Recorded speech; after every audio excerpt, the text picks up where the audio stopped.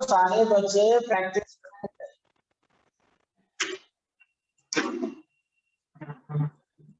Class में पढ़ा रहा था।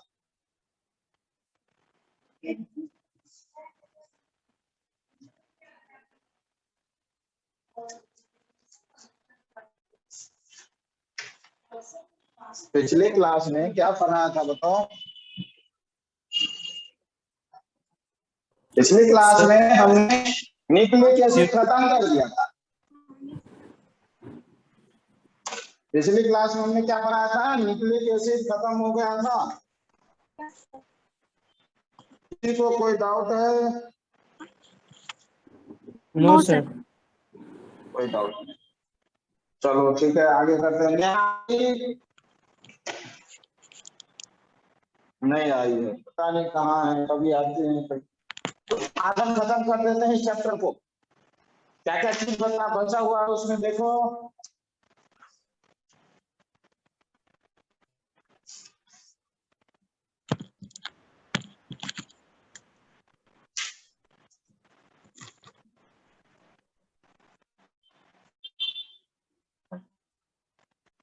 Structure of DNA. DNA RNA खत्म। अगला हमारा है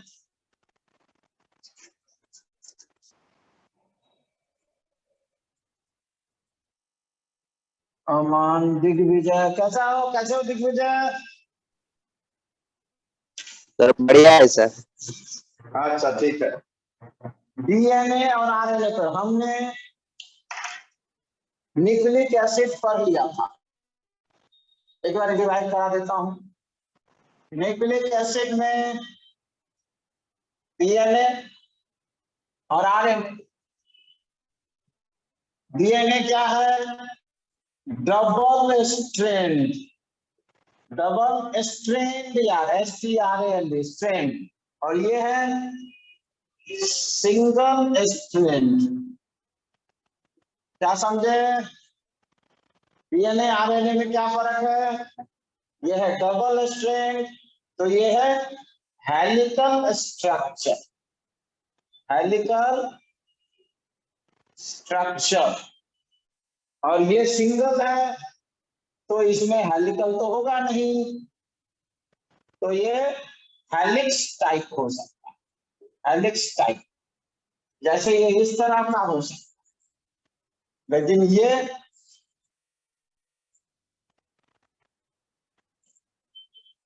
दोनों में फर्क पता चला? या ये इस तरह का हो सकता है, सीधी टाइप। समझ आया?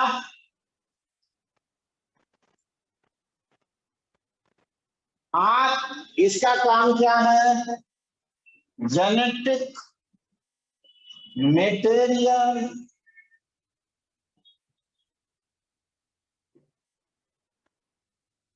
Transmission of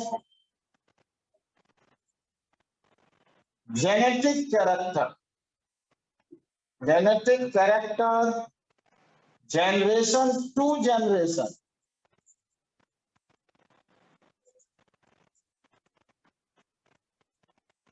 in bigger species. जो बड़े स्पेसीज है उसमें hereditary character transmission. Transmission of genetic character या हेरिडिटरी कैरेक्टर। ठीक है। आरएनए का काम क्या है? ट्रांसमिशन ऑफ हेरिडिटरी कैरेक्टर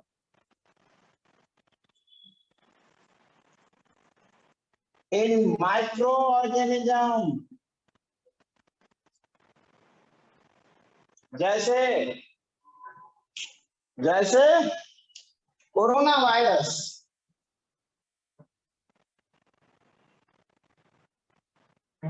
ये आरएनए वायरस है।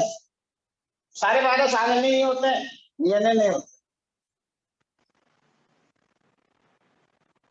Bacteria others. छोटे छोटे जो माइक्रो ऑर्गेनिज्म हैं वो आरएनए होता है इसमें भी। बड़े में भी आरएनए होता है, बिगर स्पेसीज में भी आरएनए है, लेकिन इसका फंक्शन क्या है? बिगर में आरएनए जो है उसका फंक्शन है प्रोटीन सिंथेसिस। क्या समझे? Yes sir. बड़े में जो आरएनए है उसका फंक्शन क्या है? Protein synthesis. और आरएनए टाइप कितना, आरएनए कितने टाइप का ये तो मुझे आता नहीं है, तो बायो वाले बताएं। एमआरएनए, टीआरएनए और आरआरएनए। कौन बता सकता है इसका मतलब?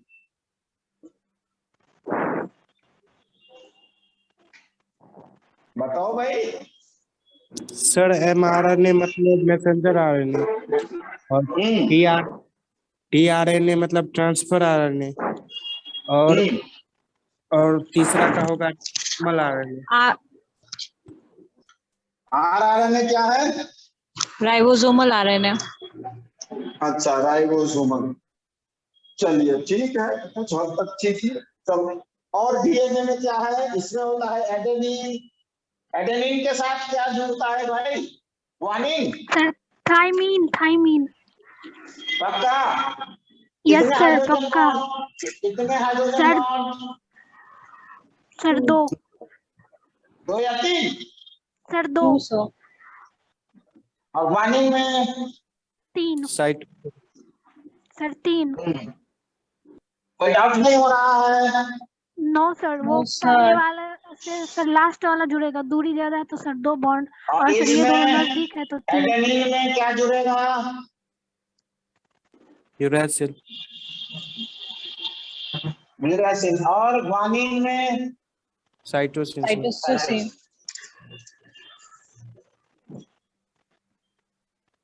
खत्म। क्या कोई डाउट है डीएनए आरएनए में? हाँ, एक और चेंजेज है इसमें, डीऑक्सीराइबोज, और इसमें राइबोज। क्या किसी बच्चे को कोई डाउट है तो पूछो। No sir. किसी को कोई डाउट नहीं? इसका मतलब चैप्टर बहुत आसान है। हाँ सर, अब लग रहा है, पहले नहीं था। इसके स्ट्रक्चर को किसने समझाया था कि ये कैसा होता है?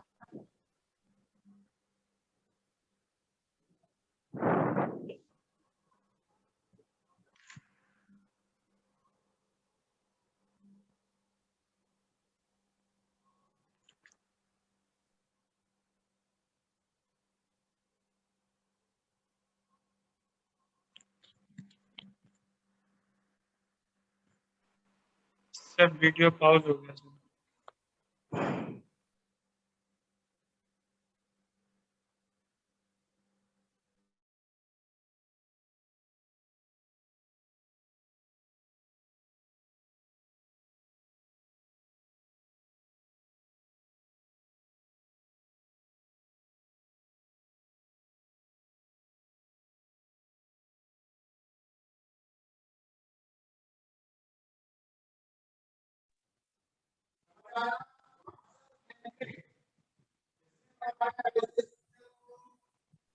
सर आपके पास कट कट क्या आ रही है?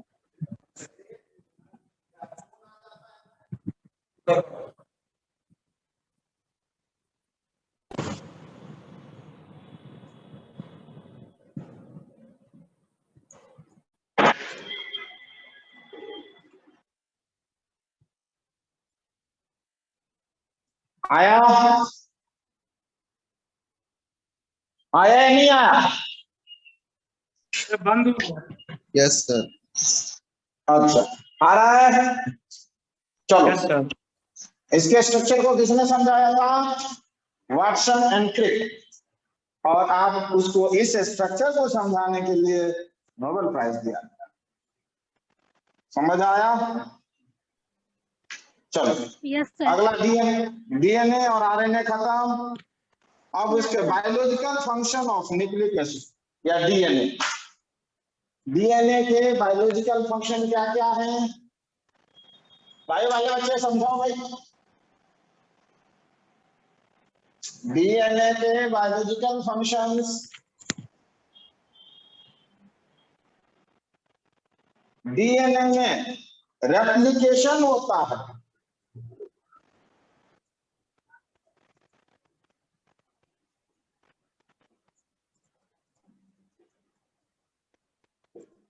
रेप्लिकेशन का मतलब समझाना। रेप्लिकेशन क्या है बायो वाले बच्चे? अरे भाई बताओ ना जल्दी। सर फोटो कॉपी मतलब वो अपने ही जैसा बनाते हैं। एक्चुअली होता क्या है, ये वो जो डीएनए में डबल स्ट्रैंड होता है ना, तो वो अपना मतलब कॉपी करता है, एक उसमें से जो पेरेंट्स होता है और एक वो न्यू फॉर्म करता है। किसी को समझ आया? मुझे तो नहीं आया सर नहीं आया। इसको। अच्छा नहीं आया, नेहा थोड़ा ठीक से समझाइए ना। सर डीएनए डबल स्टैंडर्ड है, हाँ तो डबल स्टैंडर्ड, तो जब इसका रेप्लिकेशन होता है तो डीएनए का एक रेप्लिकेशन क्या स्ट्रैंड। है? अरे पहले समझाने के लिए समझाना पड़ेगा व्हाट इज रेप्लिकेशन। देखिए ना पढ़ाना कितना मुश्किल था। रेप्लिकेशन पहले मतलब हुआ कि खुद के जैसा फोटो, मतलब खुद के जैसा फोटो कॉपी देने। बनाना। हाँ समझ आया बच्चों? आपको आया समझ? आगे आया समझ? No sir. नहीं आया? नेहा नहीं आया? सर नहीं समझ में आ रहा क्या क्या हो नहीं आया? चलो मैं समझा देता हूँ। देखो ये है, ये एक स्ट्रैंड, ये दूसरा स्ट्रैंड, ये दोनों जुड़े हुए हैं, तो ये एक डीएनए है। जब इसका डिवीजन होता है, सेल का डिवीजन होता है, ये दोनों अलग अलग होते हैं। सेल का डिवीजन होता है तो ये टूट जाते हैं और ये ऐसा बना लेता है और ये जो था ये ऐसा बना लेता है अलग से। मतलब जब दो टुकड़े में कर दोगे तो फिर वो पूरा बन जाएगा। जैसे देखो ये डीएनए है, अब जब इसको हम तोड़ दें, क्या करें? तोड़ दें तो कैसा बनेगा? ए सी टी ए सी, यही बचा ना। और उधर का टुकड़ा, महाभारत देखा है कभी? Yes sir. जरासंध को क्या वरदान मिला था? सर उसको कोई मार नहीं सकता था, मतलब वो मर नहीं सकता। क्यों? क्योंकि उसको दो टुकड़े में कर देते थे, फिर उसका दूसरा पार्ट बन जाता। हाँ। चीर देते थे फिर दो बन जाता, जुड़ जाता।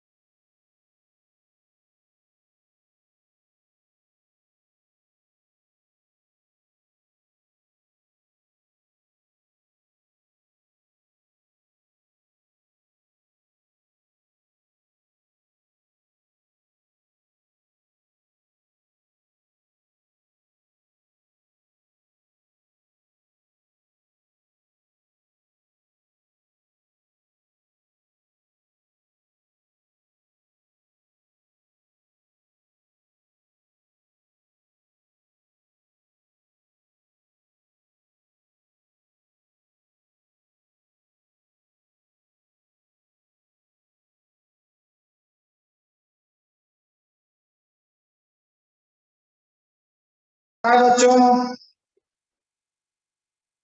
कोई ना कोई फोन करता ही रहता है, डिस्टर्ब। हाँ चलो, आ रहा है आवाज? Yes sir. अरे भाई आ रहा, अच्छा ठीक है। अब हमने देखा क्या क्या, हमने इसको बीच से चीर के 2 टुकड़ा बना दिया। अब ये क्या करेगा, इसका एक कैरेक्टर है कि ये अपना धीरे धीरे अपना एक दूसरा पार्ट डेवलप कर लेगा।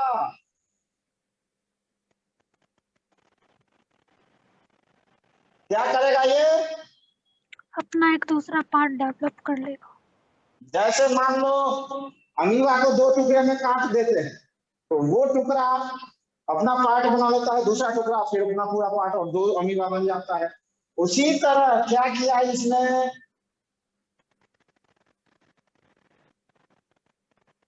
क्या किया,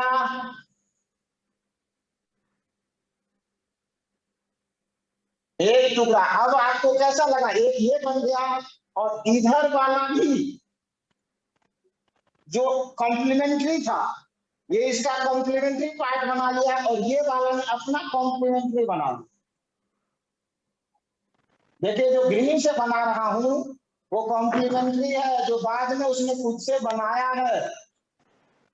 ग्रीन से जो बना रहा हूं वो क्या है, कॉम्प्लीमेंट्री, जो उसने खुद से बनाया है। तो आपको क्या लगा कि ये इसका, ये दोनों फोटोकॉपी हो गया ना? बट एक्चुअल में ये फोटोकॉपी नहीं है, ये उसी का एक्सटेंशन है। फोटोकॉपी में क्या होता है, ये ओरिजिनल है और इसी के जैसा एक और बना लिया। यहाँ हमने ओरिजिनल को बीच से चीर दिया और 2 अलग अलग बन गए। समझ आया? Yes sir. इस प्रॉपर्टी को रेप्लिकेशन कहते हैं। रेप्लिकेशन क्या है? In times of cell division, each divided part make their complementary part, synthesize their complementary part, and complete their whole structure या whole combination. सर एक बार फिर से बोलिए ना। In cell division, in time of cell division, the DNA broken down into 2 equal parts, and each part synthesize their complementary parts. This property is called replication. समझ आया नेहा? क्या कह रहे थे? इन लोगों को समझ नहीं आ रहा था। आप भी वही बात कह रहे थे, मैंने भी वही बात कहा कि इसका एक फोटोकॉपी बन गया, एक ओरिजिनल एक फोटोकॉपी। लेकिन क्या ये फोटोकॉपी है? फोटोकॉपी नहीं, उसको बीच से चीर दिया और वो दोनों ने अपना अलग अलग पार्ट बना। समझ आया? Sir broken down in 2 part Yes, and sir. Each part, इसके बाद क्या बोले? Each part synthesize या grow their complementary part. Each part synthesize या grow their complementary part और make the whole DNA segment या make the whole DNA या complete DNA. समझ आया बच्चों या नहीं आया? रेप्लिकेशन। नेहा ठीक है या कुछ गड़बड़ बताया है मैंने? नेहा आपको ही बताना है, ठीक है या कुछ गड़बड़ बताया है मैंने? अमन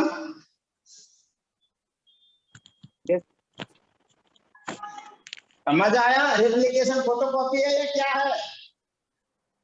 यस सर, समझ। फोटोकॉपी नहीं है वो।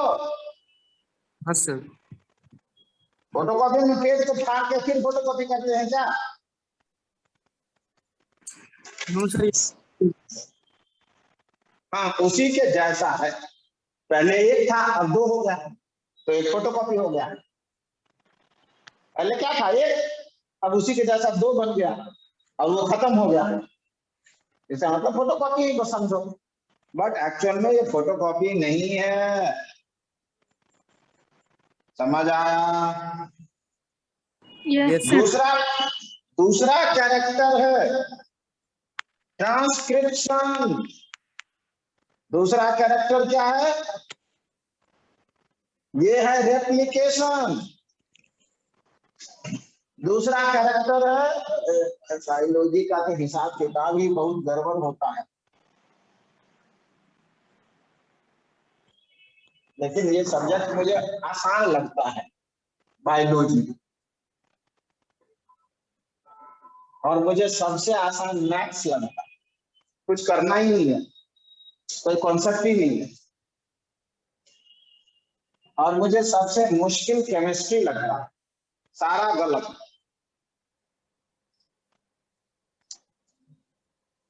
बायोलॉजिकल फंक्शन में दूसरा क्या है? पहला कैरेक्टर है रेप्लिकेशन, दूसरा कैरेक्टर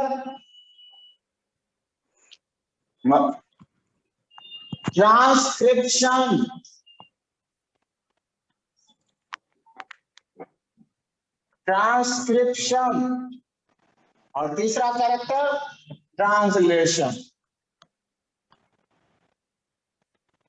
बताओ भाई क्या होता है ये बायो वाले बच्चे? Translation Hindi to English, English to Hindi, यही है क्या? समझाओ भाई बायो वाले।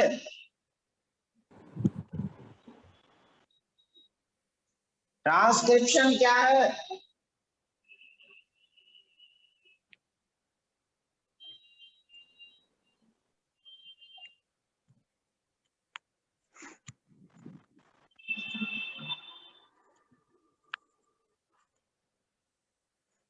लिखो, ट्रांसक्रिप्शन होता है प्रोटीन सिंथेसिस मेथड।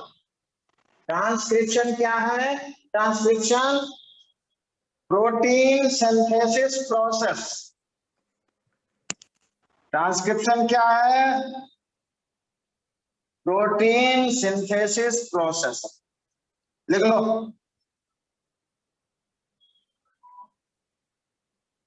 और ट्रांसलेशन क्या है? mRNA direct protein synthesis in cytoplasm of cell by involving tRNA।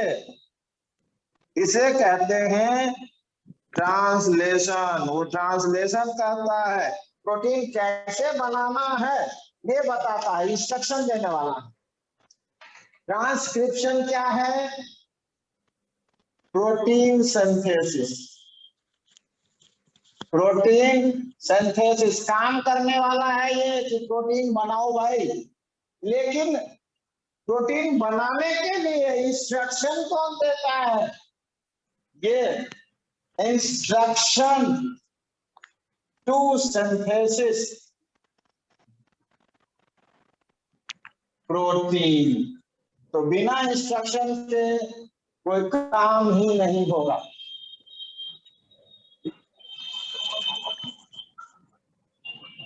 बिना इंस्ट्रक्शन के काम होगा? हम रखते हैं कोचिंग में ही देखो, एक रखते हैं एडमिन और हम डायरेक्टर डायरेक्शन देता है या इंफॉर्मेशन एडमिन फिर आगे अदर स्टाफ को, तब काम होता है। नहीं तो स्टाफ बैठे रहेंगे, कोई काम नहीं। काम यही करना है, काम इसी को करना है, लेकिन जब तक डायरेक्शन नहीं आएगा तब तक ये काम करेगा। तो डायरेक्शन इससे भी मिल सकता है या डायरेक्टर से भी मिल सकता है। समझ आया? यही है डीएनए में भी यही होता है, आरएनए में एक डायरेक्शन देने वाला चाहिए तभी काम करेगा, नहीं तो बैठा रहेगा। समझ आया या नहीं आया भाई?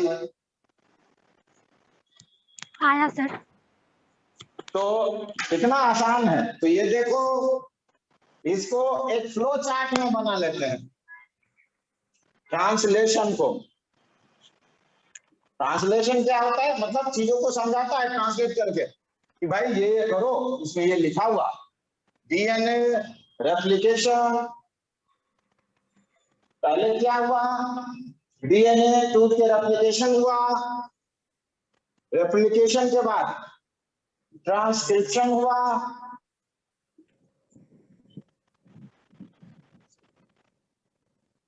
ट्रांसक्रिप्शन के बाद एमआरएनए बना, एमआरएनए फिर क्या किया, राइबोसोम्स आरएनए बनाया, आरआरएनए बनाया, और ये आरआरएनए इंस्ट्रक्शन दिया, ट्रांसलेशन किया कि भाई आगे अगले को काम, ये काम करना है आपको, तो प्रोटीन सिंथेसिस। समझो, ये तीनों चीजें तुम्हें ही आ गए। समझ आया भाई?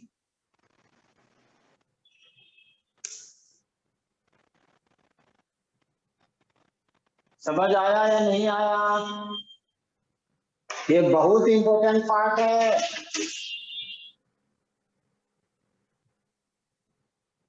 ये ट्रांसलेशन नहीं है, ये ओवरऑल है।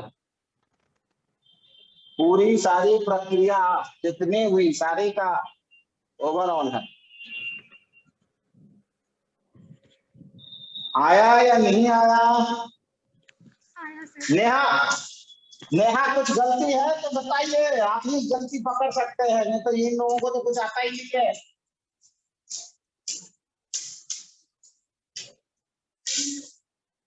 कुछ गलती है? अमन, तुमको आ रहा है समझ? इंदर को आता है बायोलॉजी, इंदर रहता तो वो Yes, पकड़ sir. लेता तुरंत। इंदर को तो आ रहा है ना बायोलॉजी? Yes, sir. वो पकड़ेगा गलती। जेनेटिक कोड और जीन, अगला टॉपिक हेडिंग है हमारा जेनेटिक कोड और जीन। क्या समझे? सर ये तो पूरा अगला बायोलॉजी हमारा है सर। तो बायोलॉजी ही है। जेनेटिक कोड एंड जीन, क्या होता है भाई जेनेटिक कोड और जीन?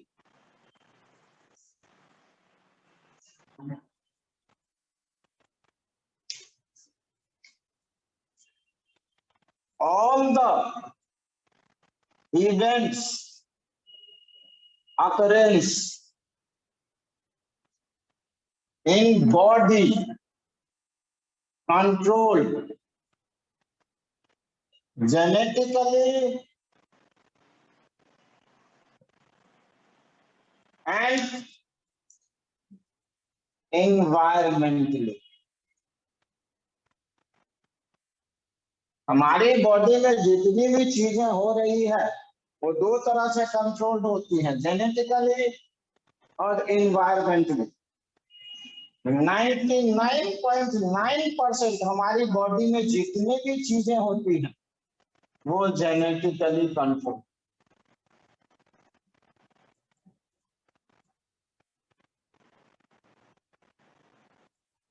जैसे देखो, आंख यहां से निकलना है, यहीं से आंख क्यों निकला होता है, यहाँ से एक निकल जाता है, एक पीछे भी निकल जाता है, जो पिछला भी चीज निकला, इधर निकल गया एक आंख इधर निकल गया, ये नाक कभी इधर निकल आए, कभी इधर निकल आए, कभी इधर, ऐसा नहीं होता।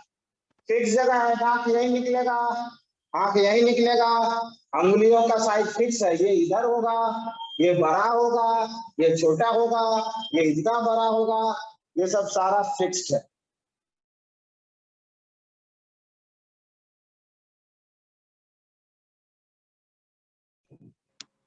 सर वीडियो पॉज हो गया और आवाज भी नहीं आ रहा है।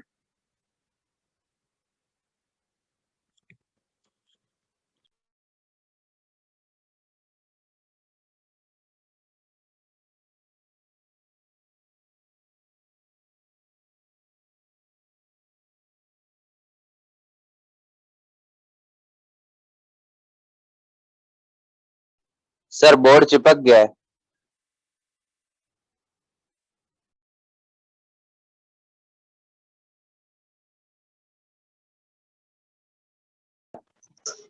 हमारी हमारी बॉडी का जितना चीज है वो सारा का सारा माँ के पेट में ही लिख गया था। जब हम फर्स्ट सेल से ओरिजिनेट हुए थे वहीं हमारी पूरी जिंदगी लिख गई कि मेरे हाथ का कलर क्या होगा, बाल का कलर क्या होगा, कौन सी बीमारी होगी जेनेटिकली, क्या प्रॉब्लम होगा, कितने एज में क्या डिसऑर्डर होगा, ये सारी चीजें उसी समय प्रेगनेंसी के फर्स्ट स्टेज में ही लिखी। हमारी बॉडी की जितनी फंक्शन है, मेरी हाइट कितनी होगी, मेरा कलर कैसा होगा, मेरे बालों का कलर कैसा होगा, आंख का कलर कैसा होगा, ये कान का साइज कैसा होगा, नाक कितना बड़ा होगा, ये सारी की सारी चीज जेनेटिकली लिखी। समझ आया? इसमें कोई चेंज नहीं कर सकता। हम कितने दिन में बूढ़े होंगे, कितने में यंग होंगे, किस टाइम में क्या चीज होंगी, ये सारी जेनेटिकल। समझ आया? तो हमारी बॉडी का 99.9% चीजें जेनेटिकली कंट्रोल्ड है। और ये किस में लिखा होता है? कोड में लिखा होता है। ये किस में लिखा है? जैसे कंप्यूटर में कोडिंग करते हैं ना, तो कोड करके क्या बनाते हैं? प्रोग्राम। और प्रोग्राम से फंक्शन होता है। तो हमारी बॉडी में कोड बना हुआ है। इस कोड को हम लोग जेनेटिक कोड कहते हैं।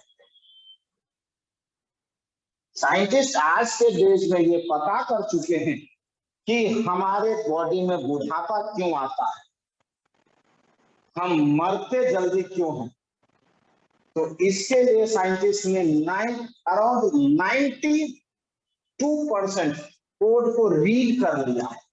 अब हम चाहें तो अपनी नाक की लंब आगे बढ़ा सकते हैं, हटा सकते हैं, कान बड़े कर सकते हैं, छोटे कर सकते हैं, एक आंख यहाँ की जगह पर यहाँ भी लगा सकते, एक आंख पीछे भी लगा सकते। ये कान कट जाए फिर कान अपने आप उगाएगा, ये भी हम कर सकते हैं। ये सारा कोड में है। तो साइंटिस्ट 92% कोड पढ़ चुके हैं। ह्यूमन बीइंग का 92% कोड पता है, चल चुका है। और सेल बूढ़ा हो, सेल ज्यादा दिनों के बाद मरने लगते हैं। तो हम लोग 80, 90, 100 साल में मरने लगते हैं। लेकिन अब साइंटिस्ट पता कर चुके हैं और एक आदमी की उम्र 500 से 600 साल तक बढ़ाया जा सकता है। 500 से 600 साल तक। लेकिन इसको अप्रूवल गवर्नमेंट नहीं दे रही है। अरे यार, इतनी पॉपुलेशन है, 500 साल तक आदमी जिंदा रहेगा कहाँ? क्या समझे? 500 साल तक यदि हम जीने लगे तो क्या होगा आगे, सोचो।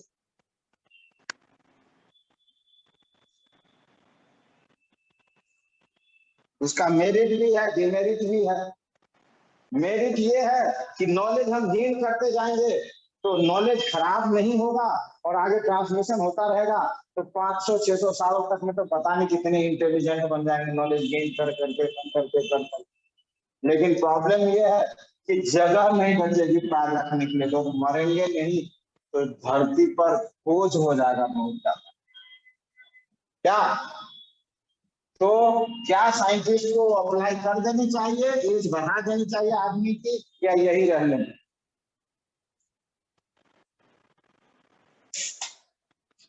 यही रहना चाहिए। यही रहना चाहिए।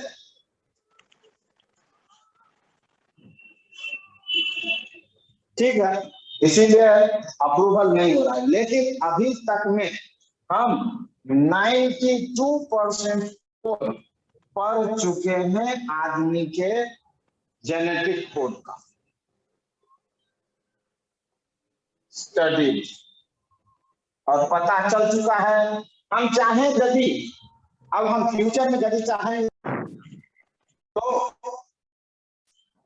हम ह्यूमन बींग्स का 92% जेनेटिक कोड पढ़ चुके हैं, स्टडी कर चुके हैं।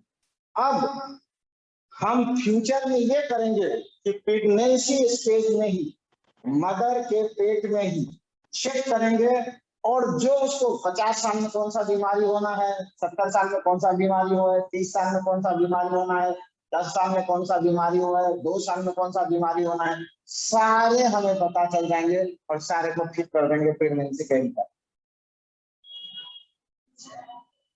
इन्वायरमेंटल नहीं, जेनेटिक। इन्वायरमेंटल नहीं, जेनेटिक डिजीजेस।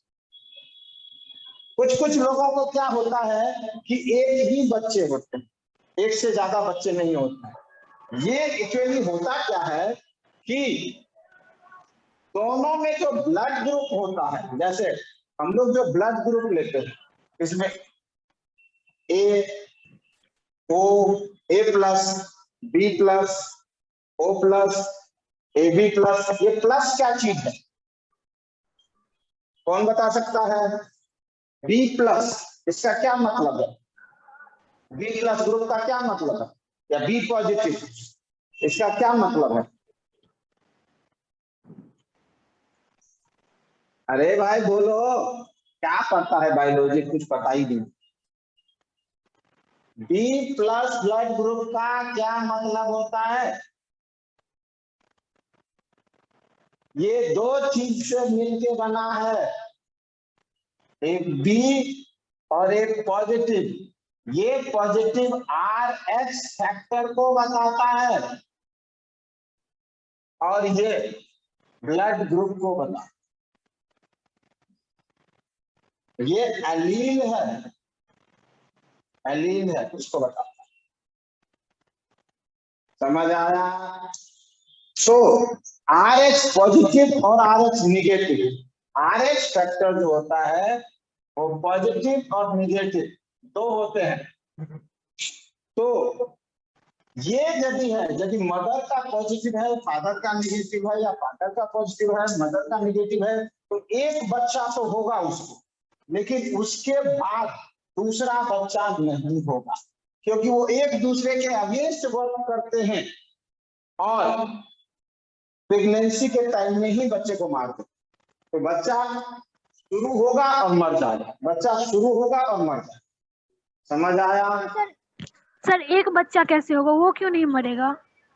ऐसा इसलिए कि पहले स्टेज में प्लेसेंटा नहीं टूटा हुआ होता है और इसीलिए उस स्टेज में वो उससे मिक्स हो करके रिएक्शन नहीं करता, इसीलिए एक बच्चा तो हो जाएगा। कहते एक बच्चा होने के बाद जो है यूट्रस या बच्चेदानी, जब बच्चा निकलता है तो टूट जाता है, फूट जाएगा, जिसमें होता है उसके बाद उसमें RH फैक्टर का मिक्सिंग,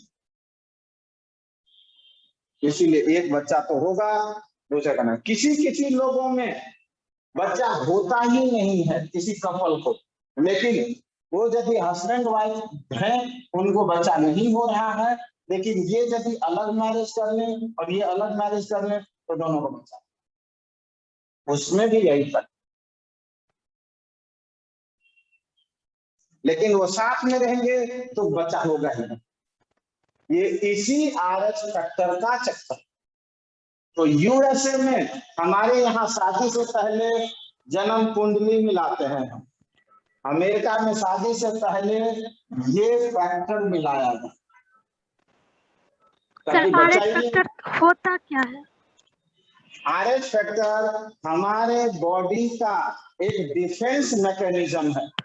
RH फैक्टर हमारे बॉडी का एक डिफेंस मैकेनिज्म है जो फॉरेन बॉडी को, फॉरेन सब्सटेंस को मार देता।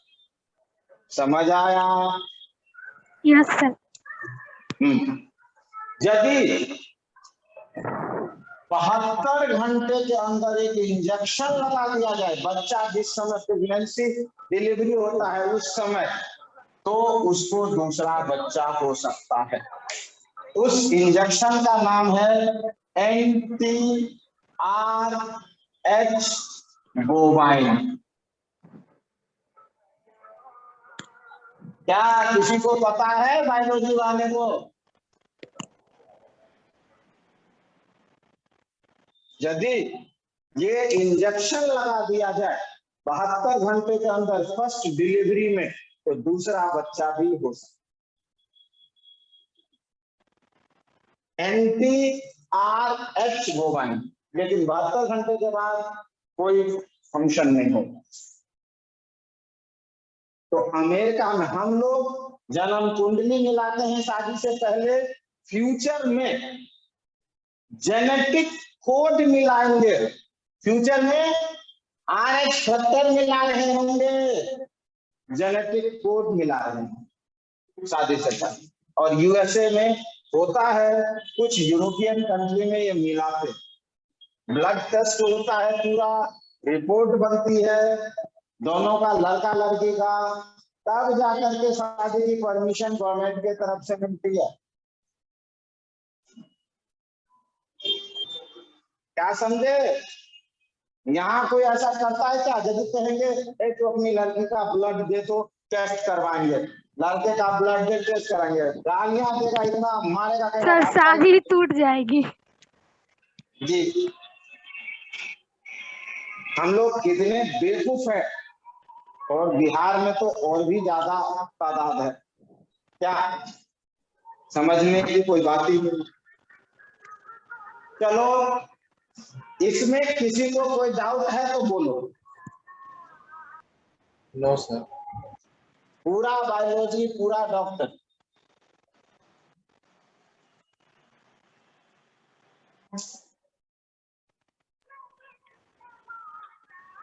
बायोलॉजी मुझे पढ़ने में काफी टाइम, मतलब याद करने में, इतनी चीज सोचो कैसे याद, इतना टाइम लगा होगा। तुम अपने बारे में सोचते हो, मेरे बारे में सोचते हो, chemistry, physics, geography, history, politics, economics, biology, math, physics, सारे पढ़े, और सारे में ए लेवल पे पढ़े, ये नहीं थोड़ा पढ़ा।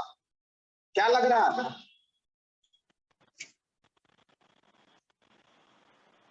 पांच मिनट में टीचर को पसीने छू जाते हैं। अरे यार क्या सवाल है। चलो अगला हम कर रहे हैं एंजाइम्स। एंजाइम्स क्या होता है बच्चों? देखो, हाँ, हमारी बॉडी में जो कंट्रोलिंग सिस्टम है, हमारी बॉडी में जो कंट्रोलिंग सिस्टम है वो कौन कौन से हैं? ह्यूमन बॉडी या और दूसरे भी ऑर्गेनिज्म करो यार, ह्यूमन क्या ऑर्गेनिज्म। हम लोग क्या हैं? जानवर हैं। ये मत समझो कि हम लोग इंसान हैं, इंसान भी जानवर ही होता है, हम जानवर की कैटेगरी में हैं। तो इसीलिए इसमें ऑर्गेनिज्म में आदमी भी आ गया, गाय, भैंस, घोड़ा, गधा, सारा। उसके अंदर कंट्रोलिंग सिस्टम, कंट्रोलिंग सिस्टम क्या क्या चीज होता है? 3 चीज होता है, ब्रेन, रिफ्लेक्स एक्शन और केमिकल्स। हमारे बॉडी में जो कंट्रोलिंग होता है वो 3 तरीके से। ब्रेन भी क्या होता है? केमिकल्स का सेक्रेशन करता है, सिग्नल्स भेजता है, और ये भी सिग्नल्स। क्या समझे? हमारे बॉडी में क्या होता है? रिफ्लेक्स एक्शन ब्रेन से कंट्रोल नहीं होता, कंट्रोल होता है। स्पाइनल कॉर्ड एक वायर है। स्पाइनल कॉर्ड मालूम है क्या है? स्पाइनल कॉर्ड का मतलब है, बहुत सारे हम घर में वायर से ले जाते हैं ना, तो एक पाइप लगा देते हैं, उस पाइप के थ्रू वायर ले जाते हैं कि नहीं ले जाते? वो जो पाइप है वही है हमारा स्पाइनल कॉर्ड। रिफ्लेक्स एक्शन तो उसी से कंट्रोल होता है, लेकिन वो ब्रेन से नहीं है। हाँ, वो ब्रेन से नहीं है। तो ये अलग सिग्नल से छोटा फंक्शन का ब्रेन बाकी, और केमिकल्स ब्रेन से हो भी सकते हैं, नहीं हो, इसके अंदर बहुत सारे पार्ट्स हैं, उसमें से एक एंजाइम्स, हार्मोन्स हैं और अदर्स। हमारे बॉडी में या ह्यूमन बॉडी में या पूरे ऑर्गेनिज्म में, लिविंग ऑर्गेनिज्म में कंट्रोलिंग सिस्टम क्या है? 3 चीज, ब्रेन, रिफ्लेक्स एक्शन और केमिकल्स से एंजाइम, अदर चीजें और हार्मोन्स। जैसे मूछें आना, ये ब्रेन का फंक्शन नहीं होता है, ये हार्मोन्स के कारण होते हैं।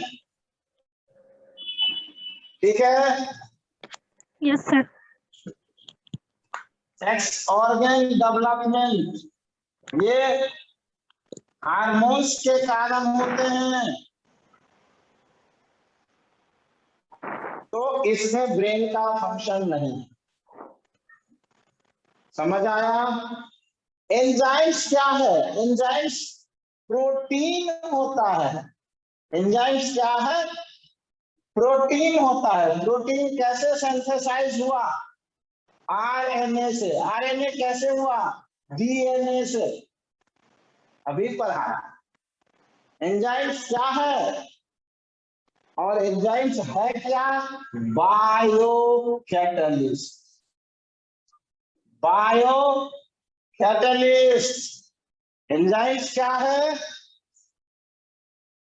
Bio catalyst. लिख लो, याद नहीं आएगा और ये पेपर में पूछ देगा। एंजाइम्स का स्पेसिफिक फंक्शन है, एंजाइम्स हमारी बॉडी की एक्टिविटी को कंट्रोल करते हैं। एंजाइम्स क्या करते हैं? हमारी बॉडी की एक्टिविटी को कंट्रोल करते हैं, फूड का डाइजेशन करते हैं और भी बहुत सारे काम। समझ आया? बोलो भाई। Yes, sir. कुछ एंजाइम की डिफिशियंसी से कुछ डिजीज हो जाती है। एंजाइम की डिफिशियंसी से कुछ डिजीज हो जाती है। समझ आया? बाकी हमारी बॉडी की बढ़िया एक्टिविटी के लिए एंजाइम्स नेसेसरी है, क्योंकि ये रिएक्शन के रेट को बढ़ाते हैं, घटाते हैं एंड। समझ आया? एंजाइम्स स्पेसिफिक होता है, जैसे माल्टोज जो एंजाइम है वो माल्ट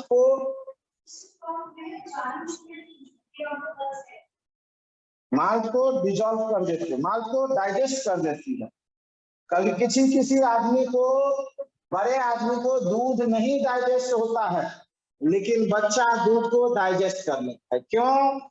बड़े आदमी को दूध नहीं पचता है, लेकिन बच्चा दूध आसानी से पचा लेता है, क्योंकि एक एंजाइम उसके बॉडी में डेवलप होता है बचपन में, जो क्या है बता सकता है कोई? लैक्टेज। वो दूध को डाइजेस्ट करता है। समझ आया या नहीं आया?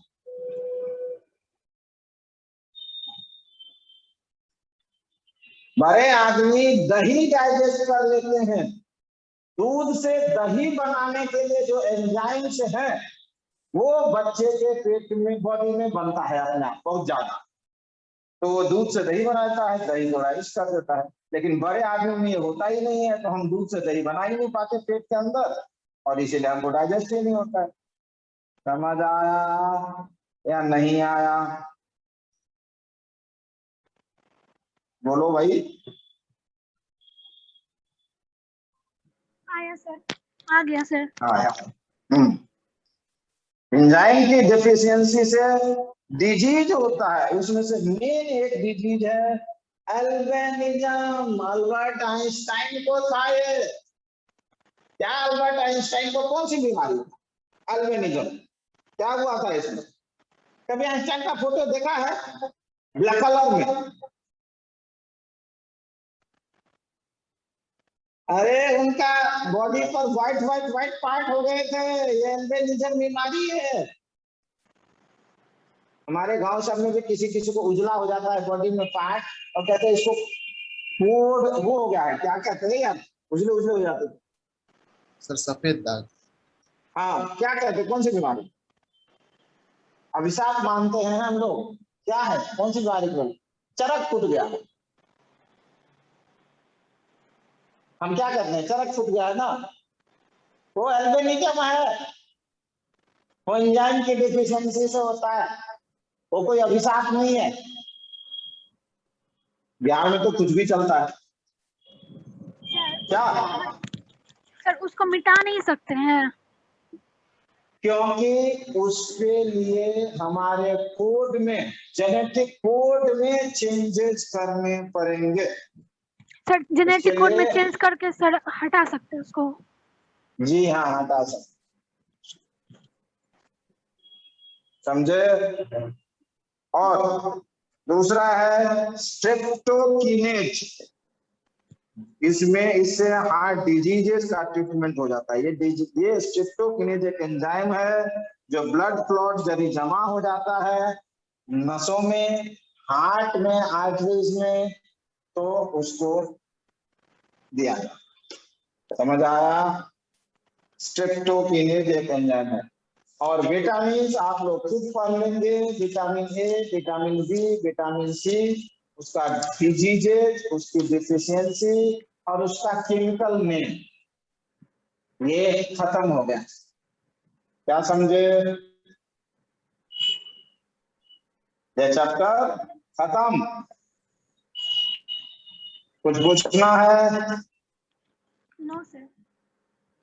ठीक है, तो मैं ये करा देता हूँ। आज ये फिनिश चैप्टर, मंडे से हम नए चैप्टर के साथ हैं।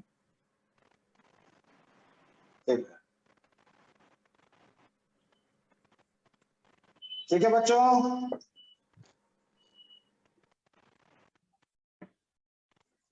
समझ आया?